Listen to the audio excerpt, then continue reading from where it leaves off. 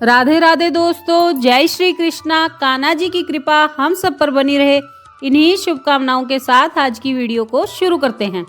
दोस्तों, आप सबका हमारे YouTube चैनल भक्ति में आस्था पर हार्दिक स्वागत है। आज की इस वीडियो में हम आपको आंवला नवमी के व्रत में पढ़ी और सुनी जाने वाली व्रत की कथा सुनाएंगे। आप सबसे रिक्वेस्ट है कि वीडियो को पूरा और ध्यान से सुनिएगा। चलिए शुरू करते हैं। कार्तिक शुक्ल नवमी को अक्षय नवमी कहा जाता है। इसे आंवला नवमी भी कहते हैं। पुराणों के मतानुसार द्वापर युग का प्रारंभ इसी दिन से हुआ था। इस दिन आंवले के वृक्ष की पूजा करने की भी मान्यता है। अक्षय का अर्थ है जिसका कभी शरण ना हो। मान्यता है कि इस दिन किए गए सद्कार्यों का फल अक्षय रहता है। मान्यता यह भी है कि इसी दिन श्री कृष्ण ने कंस के विरुद्ध मथुरा वृंदावन में घूमकर जनमत तैयार किया था। इसीलिए अक्षय नवमी पर मथुरा वृंदावन की परिक्रमा करने का भी विधान है। और अगले दिन दशमी को श्री कृष्ण ने अत्याचारी कंस का वध कर दिया था।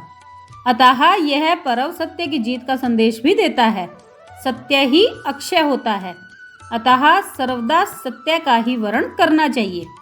आंवला नवमी की हमारे पौराणिक ग्रंथों में कई कथाएं प्रचलित हैं। उन्हीं में से एक कथा हम आपको इस वीडियो में सुनाएंगे। यह व्रत कथा आंवला नवमी के दिन व्रत के समय कही या सुनी जाती है। चलिए मैं आपको कथा सुनाती हूँ, आप सभी ध्यान पूर्वक सुनिएगा। एक राजा था, उसका प्रण था वह रोज 1.25 मन आंवले दान करके ही खाना खाता था। इससे उसका नाम आंवलिया राजा पड़ गया। एक दिन उसके बेटे बहू ने सोचा कि राजा इतने सारे आंवले रोज दान करते हैं, इस प्रकार तो एक दिन सारा खजाना खाली हो जाएगा।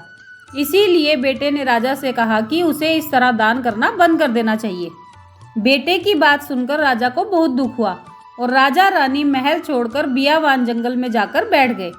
राजा रानी आंवले का दान नहीं कर पाए और प्रण के कारण उन्होंने कुछ खाया भी नहीं। जब भूखे प्यासे 7 दिन हो गए तब भगवान ने सोचा कि यदि मैंने इनका प्रण नहीं रखा और इसका सत नहीं रखूंगा तो इनका विश्वास चला जाएगा।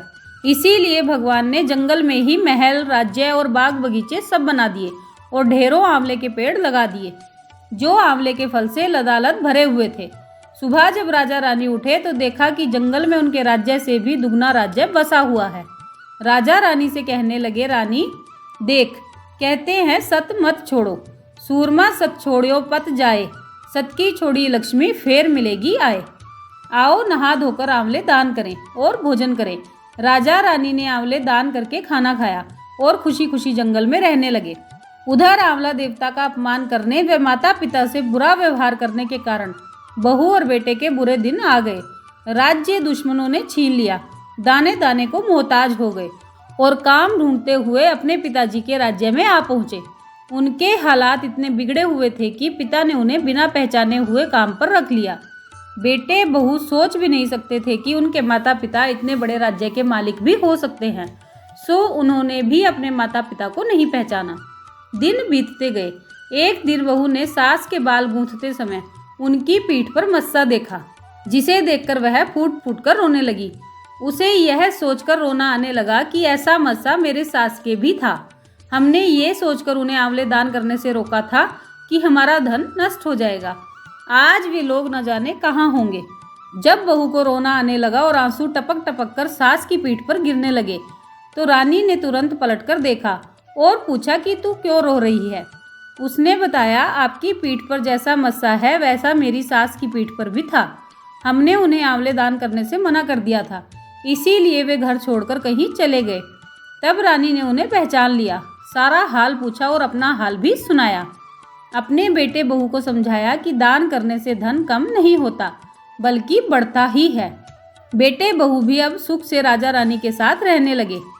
हे भगवान, जैसा राजा रानी का सत रखा वैसा सबका रखना। कहानी को सुनने वाले, सुनाने वाले और हुंकारा भरने वाले सबका भला करना।